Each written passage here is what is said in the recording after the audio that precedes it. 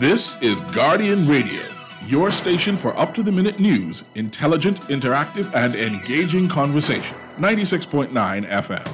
The views and opinions of the hosts and guests are their own and do not necessarily reflect the position of the management and staff of Guardian Network.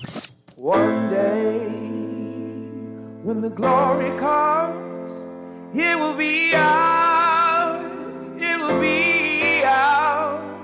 Oh, one day, when the war is won, we will be sure. We will be sure. Oh, glory, glory, oh, glory. Hands to the heavens, no man, no weapon formed against, yes, glory is destined. Everyday women and men become legends. Sins that go against our skin become blessings. The movement is a rhythm to us, fake religion to us. Justice is juxtapositioning us. Justice for all just ain't specific enough. One son died, his spirit is revisiting us. True and living in us. Resistance is us. That's why Rosa sat on the bus. That's why we walk through Ferguson with our hands up. When it go down, we woman and man up. They say stay down, and we stand up. Shots, we on the ground. The camera panned up. King pointed to the mountaintop, and we ran up. One day, when the glory comes, it will be ours. It will be ours. Oh, one day, when the war is won, we will be sure. We will be sure. Oh, glory, glory, oh.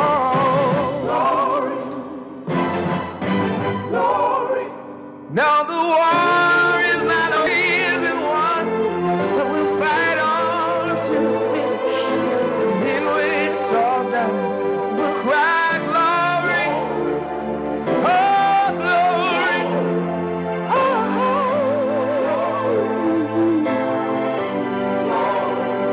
We'll cry glory, oh glory, oh. Good morning, welcome to Guardian Radio 96.9 FM. You know my voice already, it's Leyvon Miller. Thank you so much for joining me. Thank you so much for letting me join you. I don't have a clue what it is that you're doing at 11 o'clock, but whatever it is you do, I'm happy that you're doing that, and you decided to do that with me. I have in studio with me this morning a local writer, right? You know, I've been doing this thing with the orange economy because they continue to talk about the orange economy and all of the value that's in it and all of the things that are possibly going to make the orange economy thrive. And the truth of the matter is there's quite a bit of material already circulating in the Bahamian population. There are any number of songwriters, any number of book writers, any number of poets, any number of written pieces by Bahamians all across the length and breadth of the Commonwealth of the Bahamas. Some of them more known, some of them less known. And so the truth is, we've got to figure out a way to now compose it all so that we give people that already have written material an opportunity to have their written material seen, read, or heard by people that will then turn around and decide whether or not that is internationally consumable, domestically consumable, and what is the price pitch or price point, and how exactly do we sell it to the world to ensure that when people create these kinds of material, they have an avenue to not just have them as keepsakes, you know. And that's a lot of people that are going to involve themselves artistically are going to have to understand, or have had to understand up to this point, that largely what they do isn't seen as an art or as a craft. People actually think that they do this stuff as a hobby. And so that's why I'm doing what I'm doing here, right? I'm trying to see if I can evoke the spirit of inclusion from a governmental standpoint, from an investor standpoint, from whatever standpoint is necessary, so that we, as a population, become more and more accustomed to the practice of wanting to read, wanting to hear, wanting to know, wanting to see, wanting to feel the expressions that are artistic, but not just those sensory reactions, you know. I also want to get us to the point where we want to pay.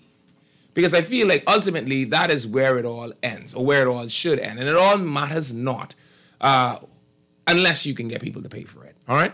And so I have with me this morning writer Dave Nemore. He's my guest this morning, and we're talking about his book, The Legacy and Influence of Mr. Joseph Spence, a unique Bahamian story. It is a book largely about the things or the goings on in Andros, how Mr. Joseph Spence was able to influence a lot of the culture in Andros, a lot of the things that have happened in Andros. Of course, I think Mr. Nemore himself is a boy from Love Hill, if I'm not mistaken.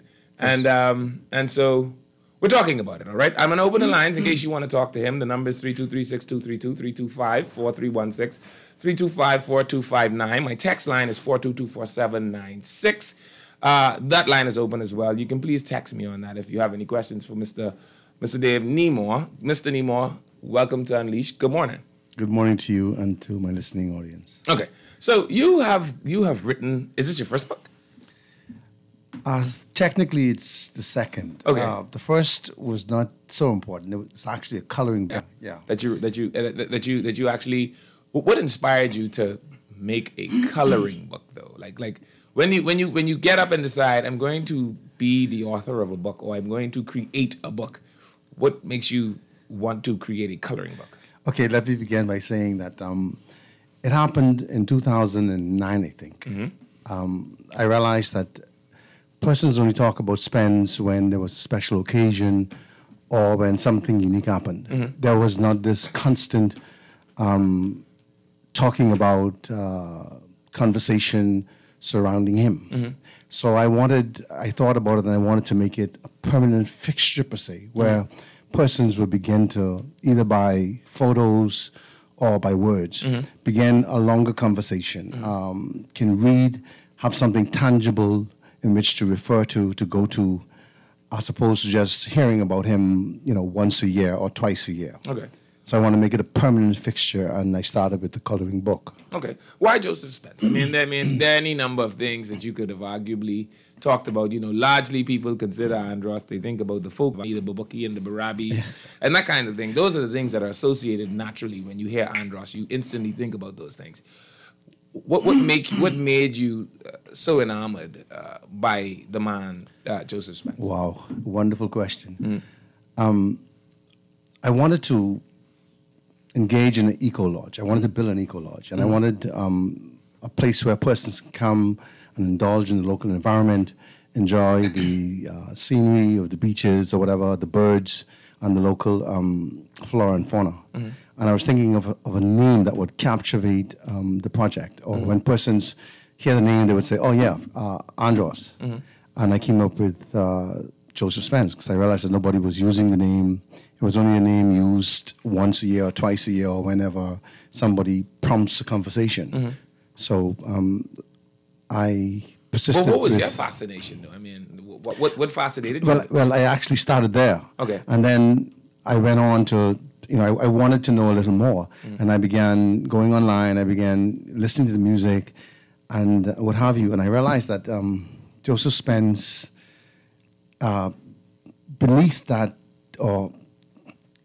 surface, that simple surface, I realized that there was a unique person and a genius per se, a man who was filled with information, filled with knowledge.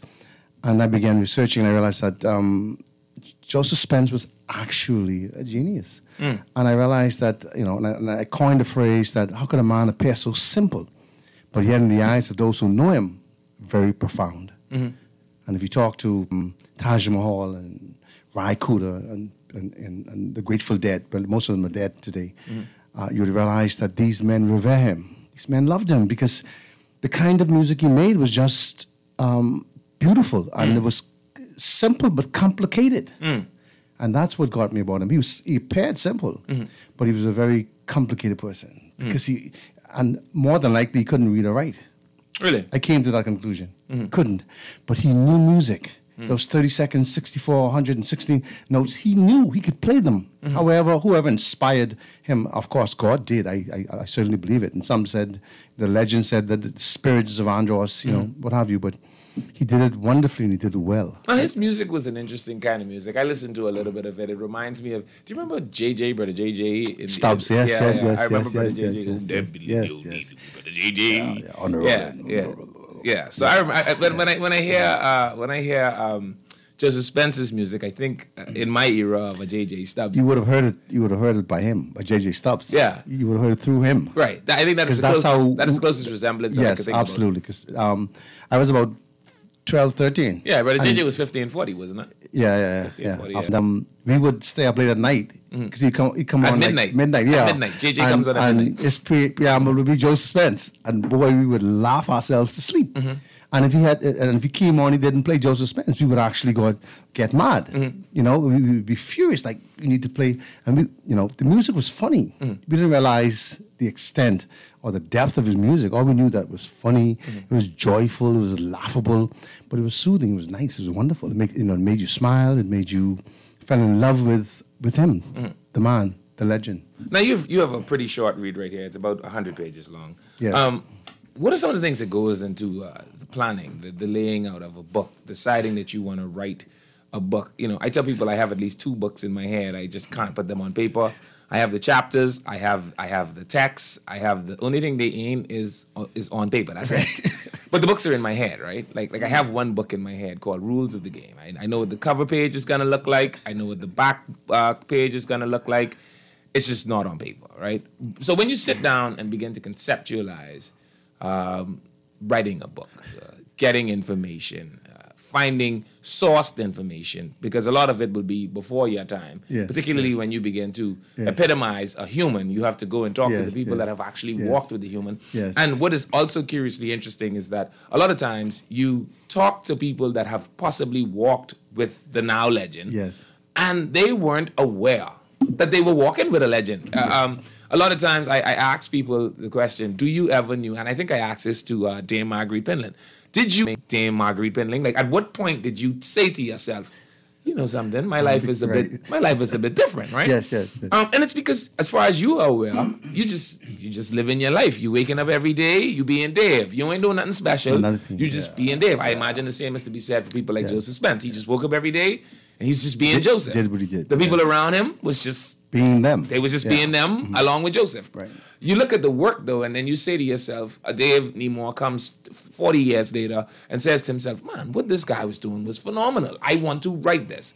What are your challenges, the most major challenges that you face when you begin to conceptualize actually putting it into literature? Well, let me start by saying this. I never set out to write a book. Okay.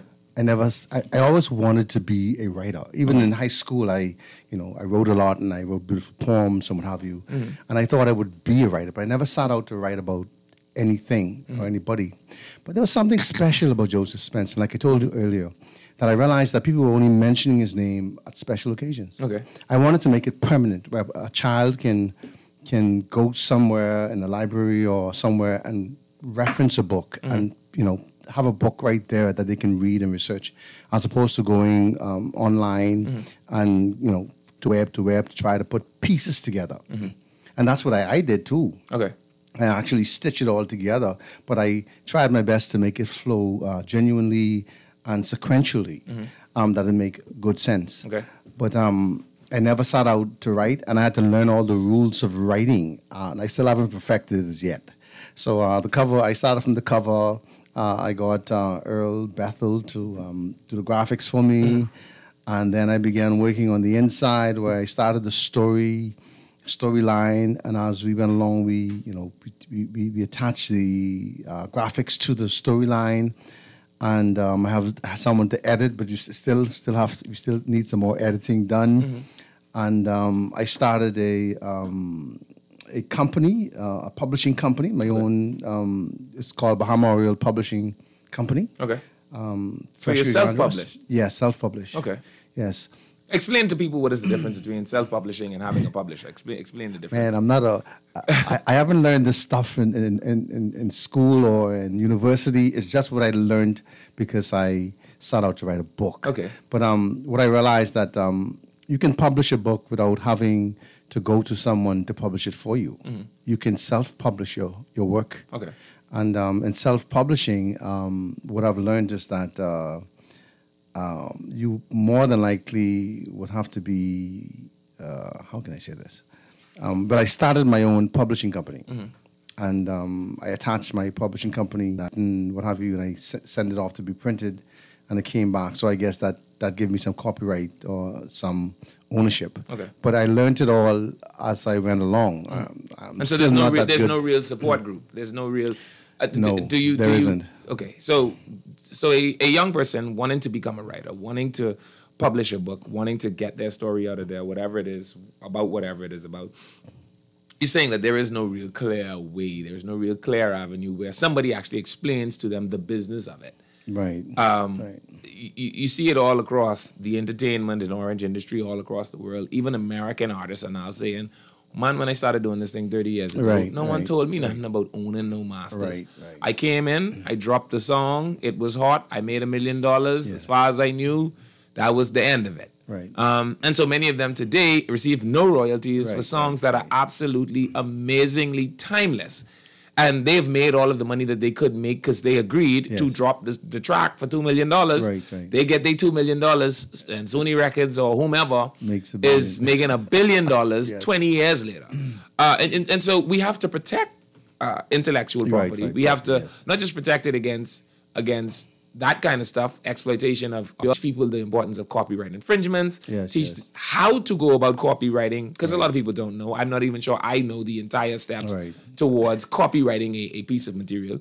And in this new internet world where everything is a click and a share, you cannot maximize earning, right, if you don't charge people. Right. And if people could just and the right price. And right. And if you don't know how to protect yourself from it, right? It is a sidebar. For instance, I saw this week, Miss Chantal O'Brien is the new hottest thing since cheese and bread meet one another, right?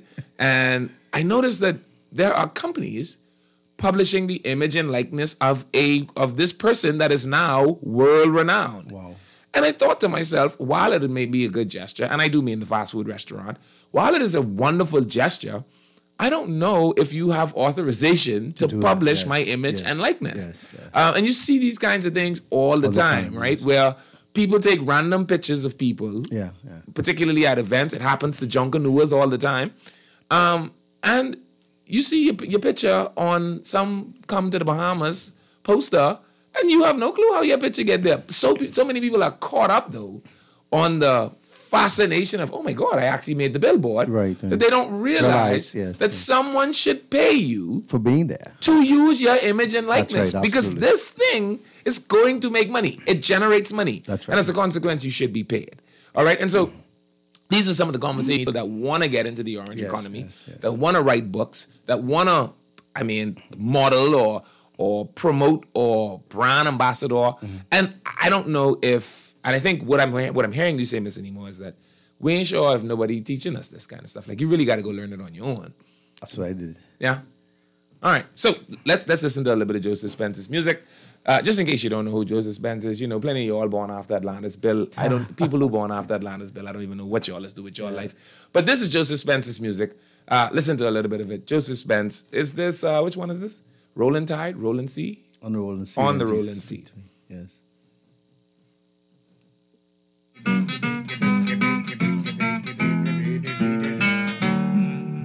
Rolling sea when Jesus speak to me. On the rolling sea when he comes. On the rolling sea when Jesus speak to me. On the rolling sea when he comes. On the rolling sea Jesus speak to me.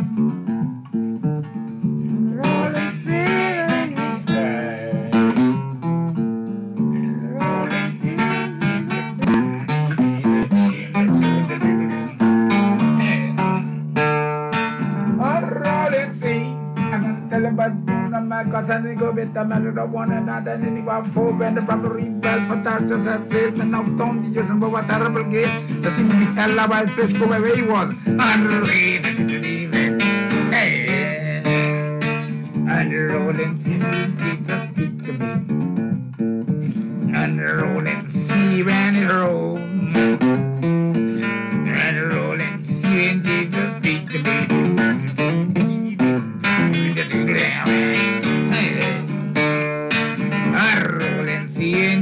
Jesus, speak to me. And rolling sea when it rolls. And rolling sea when Jesus, speak to me.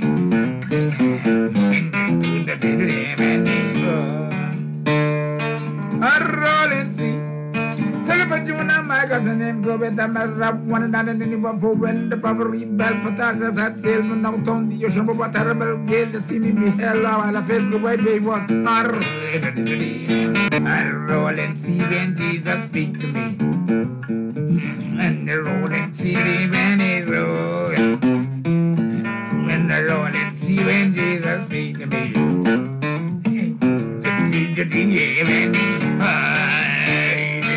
And the rolling sea and Jesus speak to me. See me be here by the face grow white and knee sugar terrible with a wonderful sight and behold a great whale on the crease of the wave and he swallowed the prophet no man cause they but and the rolling sea and Jesus speak to me.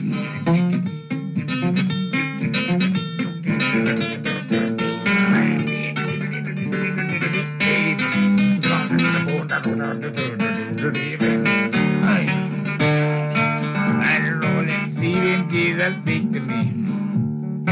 That time the sea keep rolling,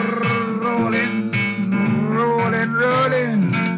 It's really loaded, without the rolling sea driven. And rolling sea when Jesus speak to me.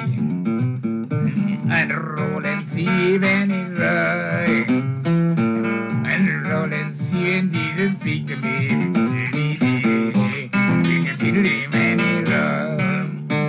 Let's see. I'm gonna tell you about you and my cousin and go with the matter of one another and anyone food that probably bell for touches as salesman out on the ocean but terrible gale to see me hell and the face go white they was hey I roll and see when Jesus speak to me. I roll and see when it rolls.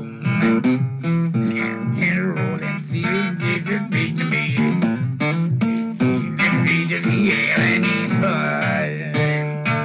And roll and see when Jesus speak to me.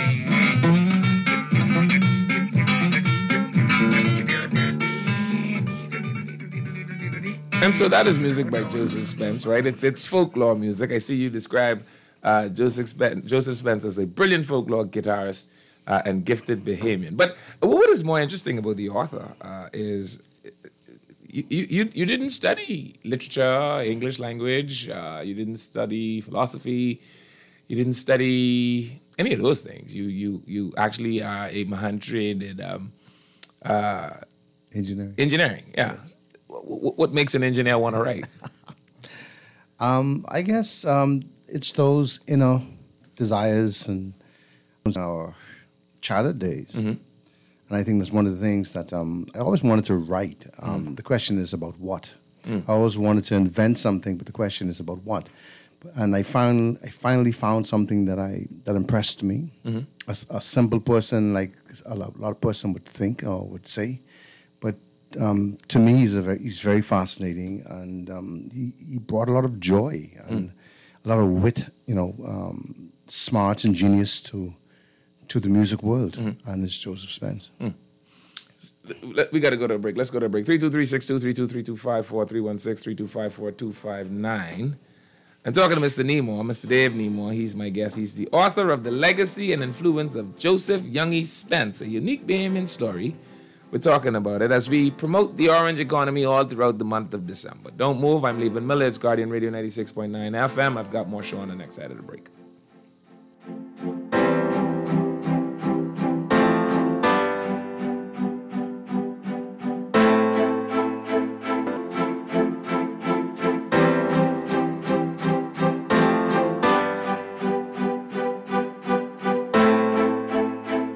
Physical distancing is an important preventative measure in the fight against COVID-19. Respiratory droplets travel from one person to another through sneezing, coughing, laughing, or simply talking.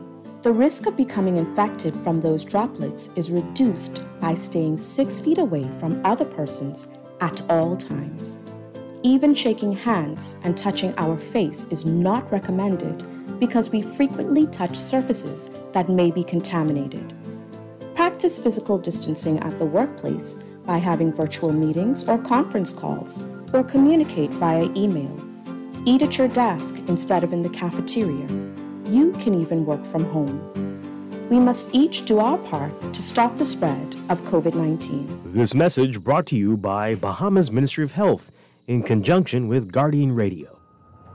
Hey, did you find the show interesting? Do you want to be a part of the conversation? Well, sponsor Unleashed today. Call 302-2304 or 302-2375 to see which package is right for you. Join Leyvon Miller as he ignites the passion of the next generation by bridging the gap with engaging conversations and innovative ideas. Take action and sponsor Unleashed today to 304 or 302-2375 and be unleashed.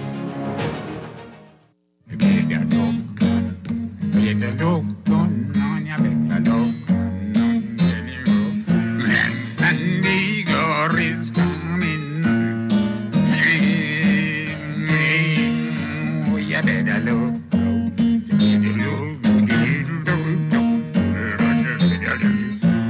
Sunday girl is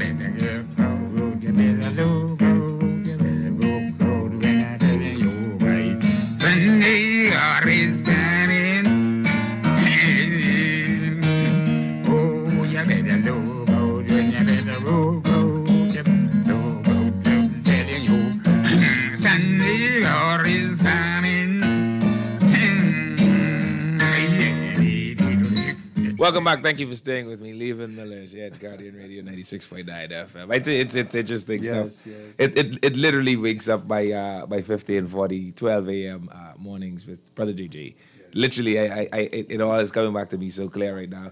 Dave Nemore joins me this morning. He is the author of the legacy and influence of Joseph Young E. Spence, a unique Bahamian story. Again, tell us, what is your degree in? So I see here that you are a building service engineer who has trained in the United States, Scotland, Singapore, and graduated from Central Andros High School, right? You've been to the Tuskegee University, you've been to Heriot Watt University, Edinburgh, Scotland, and Singapore Polytechnic. Is that university? Yes. Okay. Well, you had a dream to write. But you sound like you want to draw stuff and build stuff and pitch roof and learn how to build an attic and how to build a basement and how to do auger pile drilling possibly and maybe even sheet piling. These sounds like the kind of things. How did you get put in pen? How did you become inspired by a Joseph Spence? When did you? Was this like soothe music for you? I don't know. Maybe I might be schizophrenic. I don't know. Okay. And I think all of us have a little schizophrenia in us. That engineering side is something I love working with my hands. I love the idea of being able to solve a Pythagoras equation theorem. Yeah, you're the kind of people I hated in school, actually. Yeah. I don't really, I don't understand what I need Pythagoras theorem for. Yeah, but go on. Yeah, but I do. And I love building houses. Sure. I love building any kinds of structure imaginable. Anything to do with marine engineering or what have you. I'm fascinated by it. Okay. And I love it. But I'm also an expressive person, and I realized probably I got it from my mother's side. You know, she loved to write, even though she never became a prolific writer or she never inspired anything. And there's a part of me that always, you know, sat out to know more and to know more about certain people. And I think in many regards, Joseph Spence' life, or I'm reminded of, well, our lives are somewhat the same, I think. You know, being common persons from the island, from Andros, we have some certain commonalities together. And Joseph Spence's life reminds me of mine. In many regards, you know, coming from Andros, you know, life in Andros was kind of hard, difficult. You know, sometimes you have to hustle for food, what have you. And I think Joseph Spence did that most of his life, if not all of his life. Of the majority of his life. He hustled. I see there's some part in here about him having to go and become a security officer in the twilight of his years, which means as great a musician as you claim him to be. It's interesting that people that find themselves in the orange economy typically either find themselves dying broke or having to work into their old age, because as talented as they are, as good as they are, somehow it doesn't translate into finance. Right. And unfortunately, a lot of us, you know, I think in the Bahamas, like it is in many parts of the world, either you're born into it or you have to somewhat be creative enough, genius enough to, you know, to get it, you know, to acquire it, the wealth. Some people get it, you know, on the backs of other people. They, you know, push other people down in order to rise. And some of us just do it. You know, we're satisfied with what it is we do. And we don't go to the, you know, to either left or the right extremes to, you know, to do anything unbecoming. And that's what Joseph Spence did. He loved what he did. Was he self-taught? Was he self-taught? Self-taught, yeah. But never that. He had his father was a Baptist preacher. Okay. He had brothers, he had uncles who were also musicians, so he was not void of music. He had a music ear. Yeah. And not that he had a musical environment.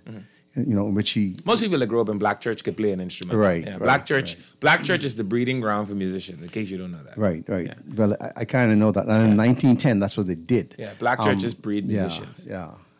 I want to just say a shout out to Ambassador Devin Rule, because I have to admit, every time I go to his church, I'm fascinated that every young person in this church plays an instrument. Wow. That is so. That is where I see it most alive. When I go, it's KDC, Kingdom Discipleship Center, and almost all of the children, like the baby on the breast, plays the piano or the drums or the guitar, and that is exactly what black churches do. I mean. Black churches aren't happy that they are breeding the musicians for the nightclub, right? But that's kind of where that's kind of where the air for music comes from, the acclamation for music and the appreciation for all notes and come with a black church. Yeah, all of them. Yeah. James Brown. Do you play? I sing. Oh, you sing? Yes. Okay. Well, this story is just going all over the place. So you are a building engineer who likes to write books and sing in his off time. I love to sing. Oh yeah. Why did you not gravitate toward the guitar if your fascination is with a guitarist? Well, I wanted to become a singer. Earlier in my career. That was the 80s thing. Most people that grew up in the 80s wanted to sing. Yeah. I remember my daddy used to be a part of this group called the Golden Light Gospel Singers, right? Wow. And there was a guy, you may know him, he's from South Andros. His name is Barry Roll. He's the brother of Elijah Roll, or Isaac Roll. Barry, Elijah, and Isaac? I think that's their names.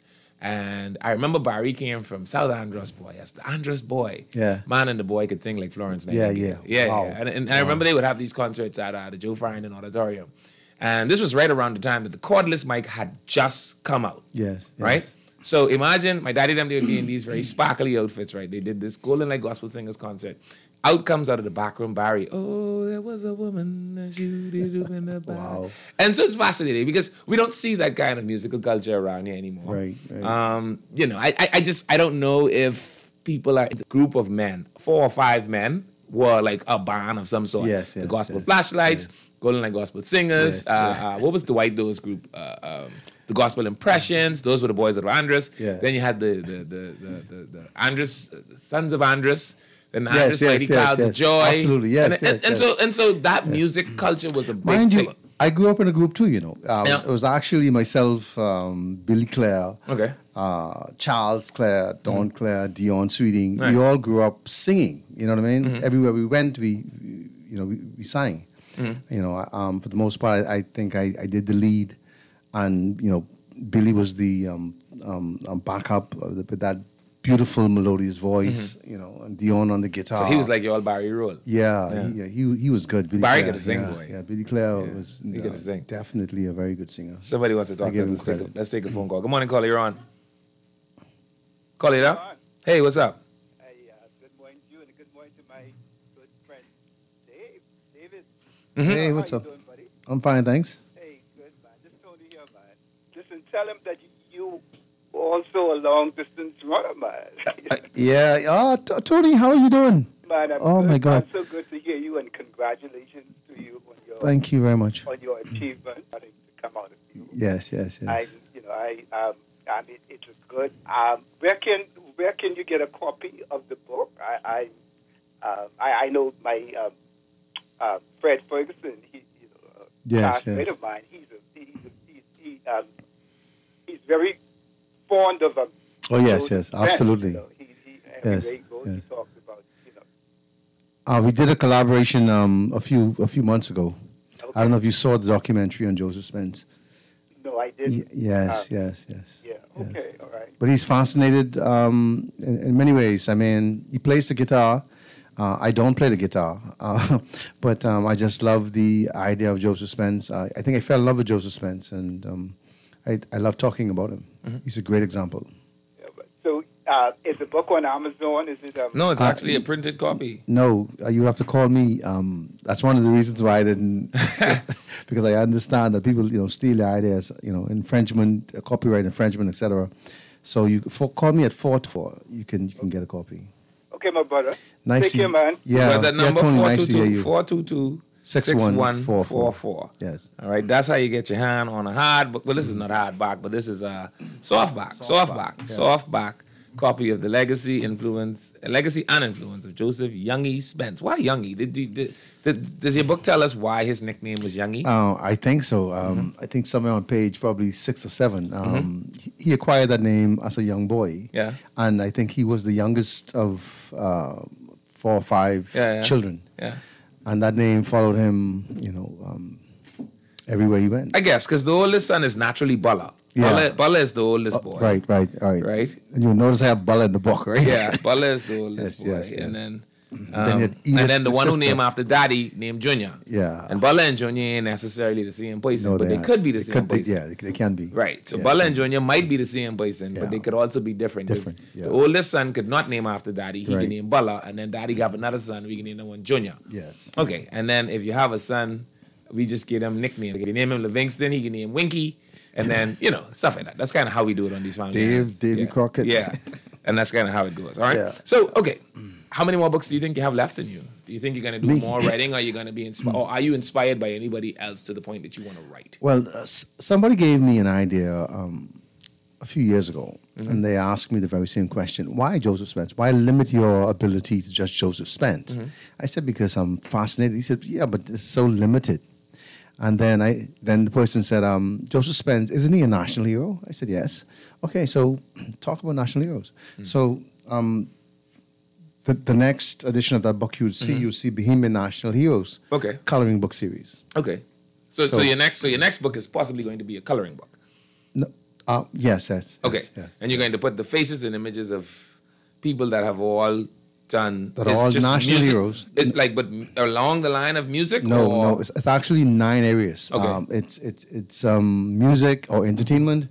It's civic. It's government. Okay. It's sports and culture. Right. Religious. It's women suffrage. It's about 9 areas. Which constitute 9 times. I think it's about 10. 9.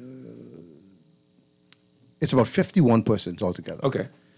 Altogether, who actually been deemed Bohemian National Hero by the government. Really? Who have been singled out, yes. And the 4 of them in entertainment, I started with entertainment first, is actually Paul Mayers, Joseph Spence, Ronnie Butler, and Penis Taylor. I see those people. I see some of those faces in this book. Yes. You talk about Yes. Gino D. You talk Yes, about yes, Gaby. You talk yes. about Ronnie. I think I see the Yes, all of them are in there. Yeah. All of them are in there. So all of these Yes. people were mentioned in Yes. this first book. And Yes. now the second book is going to be a coloring book. And are you going to then come out and do a written book to add to the coloring book like you did with this first one? No. All I'll be doing is I'll be doing the coloring book of each. The first 4 persons in the entertainment, I'll be doing them. And then each of them would have a storybook. Okay. That's the idea. When exactly are you planning to do this? When is this project set for? Because you publish, right? So it's a matter of writing it now. It's ongoing. I mean, it's an extensive project because if you think about 51 persons, all these characters, all of them have to be sketched. All the work has to be graphic design. Are you into sketching? No. His name is Earl Bethel. Okay, my very I did good see friend. that. Yeah, Gary Bethel, very good friend. I wouldn't take his credit because I can't. You're like me. I can't draw anything. Yeah, I can draw, but not to draw. the extent that he can. No, I can draw. No, I can't draw. I can do most things. I can do most things. I'm so terrible at drawing. My art teacher went to the principal to have me removed from his class. It was terrible. I couldn't draw a box. No, man. I couldn't draw a box. It was ridiculous.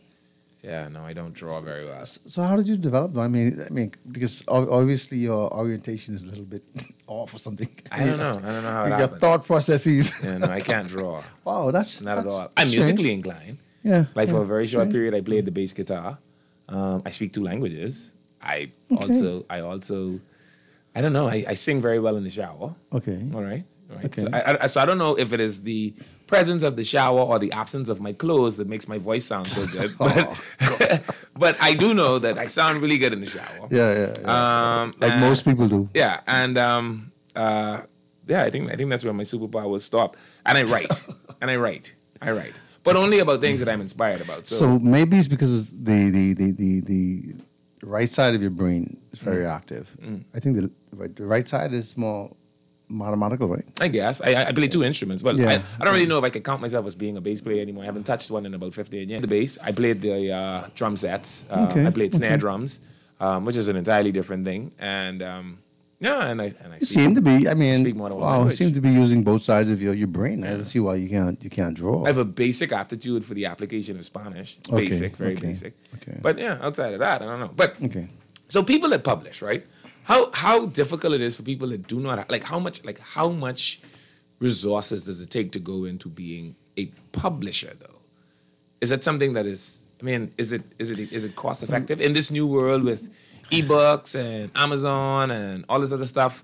How cost intensive is publishing? Well, the initial cost I had to finance myself. Okay. Nobody helped me. So everything you see is what I invested in. I was trying to get my work on Ingram Sparks, but I'm still trying to. Amazon, as opposed to having to purchase it in hard copy, you can actually purchase it electronically. Okay. So I'm in the process of getting that done. So that makes it a little more economical. Okay. But to get it into hard copy is somewhat costly. Okay. And not to be sponsored by a publisher. Right.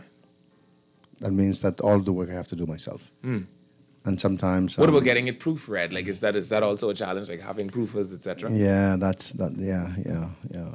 Good persons to really take the time to critique your work, to edit your work, and to make the kind of corrections. Because right now, in this first copy, I have some of these. Okay. All right. I think I hear my music. That means I'm going to a break. Let's go to a break. I'm Leyvon Miller. I'm here with the author of The Legacy Influence of Joseph Young E. Spence, A Unique Bahamian Story. I'm doing orange economy stuff. I tired talking about politics. Like, we doing orange economy stuff for the rest of December, all right? Don't go anywhere. I'm taking this short break, and we'll be right back.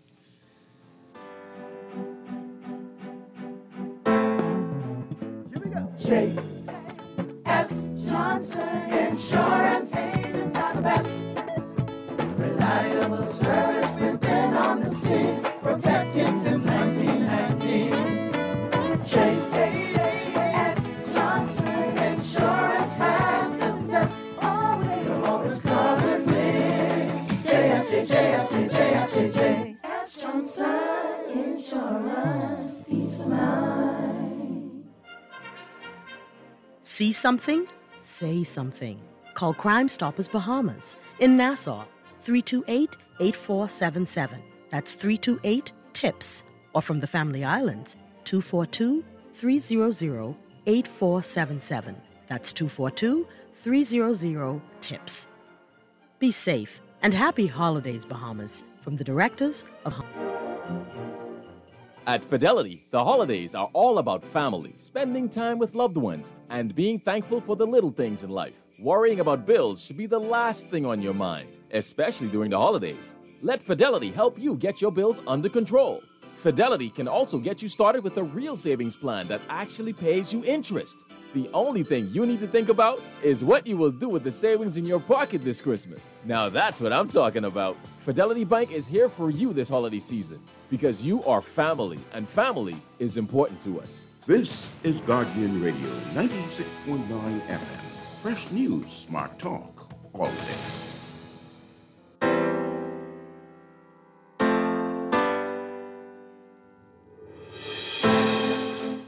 Welcome back. Thank you for staying with me. I'm Leyvon Miller. It's Guardian Radio. That means I'm unleashed on your radio, and then that means it's somewhere between 11 and 12 o'clock, all right? So I'm in studio. I'm live in studio. I think I may have some outside the studio stuff to do tomorrow. I don't know. Let's see how that works out. And I'm here with Dave Nemore, right? Is that South Andrews Nemore? Fresh Creek. Fresh Creek Nemore. Yeah, you've been getting me wrong all morning, man. Yeah, what I keep saying? You said Love Hill. You went to school in Love Hill. I went to school in Love Hill. Right. I know I read that. I know I read Love Hill somewhere in the Love book. Hill, yeah. So this one here says, good morning, Mr. Miller. Great show. Where can I get a copy of Joseph Spencer's music? You can find it online, or you could call Dave here, and he may be able to help you. Dave, give them your number so that they can find you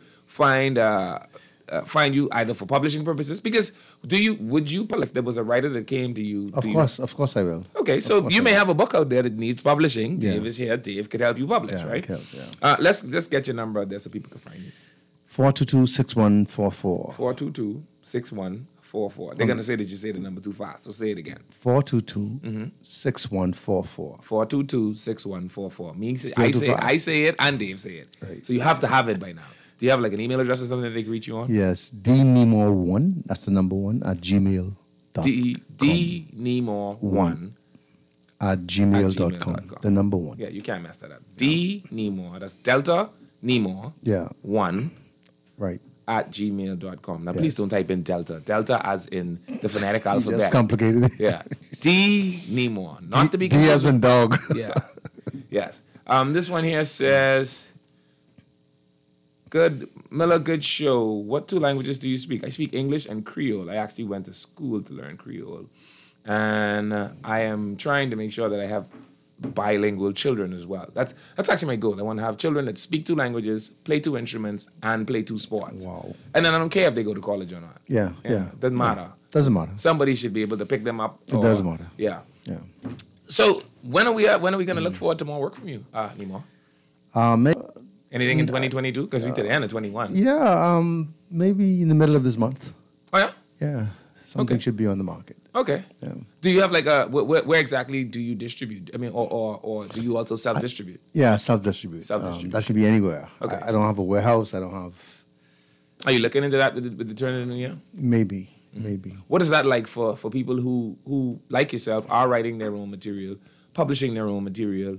I mean, do you ever wish or hope, or are you in talks with anybody about maybe you store my stuff here and as they sell, I get a 10% or 20%, or is there something like that? I'm always in the willing to negotiate. I'm always willing to partner, to share, and and to what's the word, co-edit or whatever. Okay. I have no issues with that. Okay. Yeah. And anything that would alleviate cost and what have you. And of course, increase accessibility, because it doesn't matter how good the book is, if no one can find it, then it's kind of difficult to get it sold. Absolutely. What exactly is it from cover to cover for the single printout of a book? Oh, that book? Yeah. That book was printed in the United States. Not that, probably about, because I got 25 copies for editing purpose, it cost me somewhere around about between $8 to $10. Okay. And what do they retail for? $25. $25. This text right here says, Leyvon, ask your guest about how going off to school changed life. I don't think we're going to have time to even answer that in the last 2 minutes, but it's 2 minutes. So how did going off over the place to school? He been to Singapore, he been to America, where else he been? Because it was Tuskegee. Listen, I grew up on the island of Andros. Scotland. For me, I love to travel, but my parents never had no money, so I got out academically. Okay. And My life's changed because, it exposed me to different cultures, to different people, to different environments, what have you. Kept me from a lot of things, kept me focused, kept me out of a lot of things as well. Mm-hmm. Yeah. All right. And it gave me a good future. All right. Yeah. All right. So there you have it. We're out of time. Dave Nemo has been my guest this morning. I'm so happy to have had him.